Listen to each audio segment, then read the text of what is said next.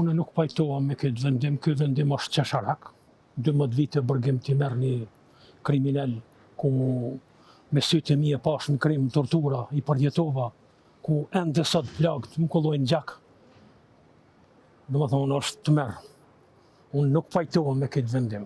Besoni se mu këta më kanë pushkatu serbe 2 herë. Sot jem tu pushkatu edhe ndoshta edhe nga shqiptarët, nga gjykatat. Dhe më thonë, unë nuk kam sigurim, nuk kam mbrojtje, për ditë kërcnona nga njerëzit që nuk ja donë të mirën Kosovës.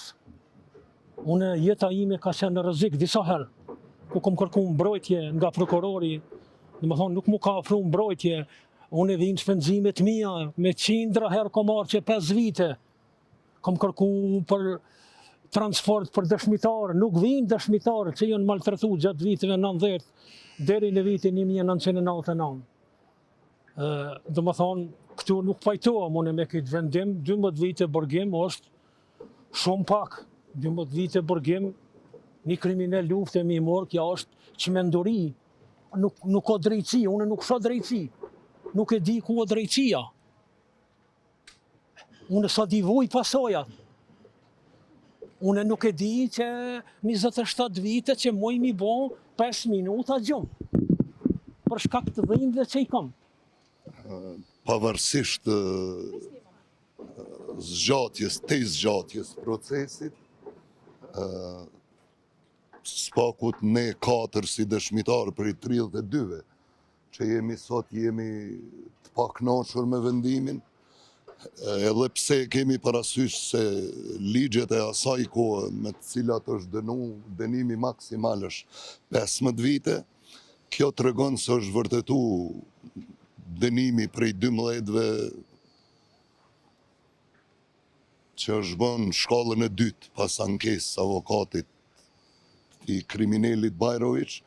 Megjithatë ne duhet të pajtohemi dhe duhet ta krijojmë besimin në gjykatat tona, aq që ka para pa ligji, aq që ka para pa gjykata dhe s'kemi çka të bëjmë. E keqja e gjithë kësaj është mos përkrahja e dëshmitarëve nga shteti, mos interesimi i dëshmitarëve që të vinë pa marrë parasysh rrethonat me cilat ne jemi përballë, jo vetëm me shpenzime, po me të gjitha. Në rastin konkret të Naimit si dëshmitar kryesor që përballet me shëndetin, me pasojat, me traumat psikologjike e gjithë të tjerat. Shpresojmë që drejtësia sa do me vonesë do të bie në vend. Shpresojmë që shteti ynë sa më shpejt të organizohet, fuqizohet dhe të mos nalet në hetimin dhe zbulimin e kriminalëve. Kaq.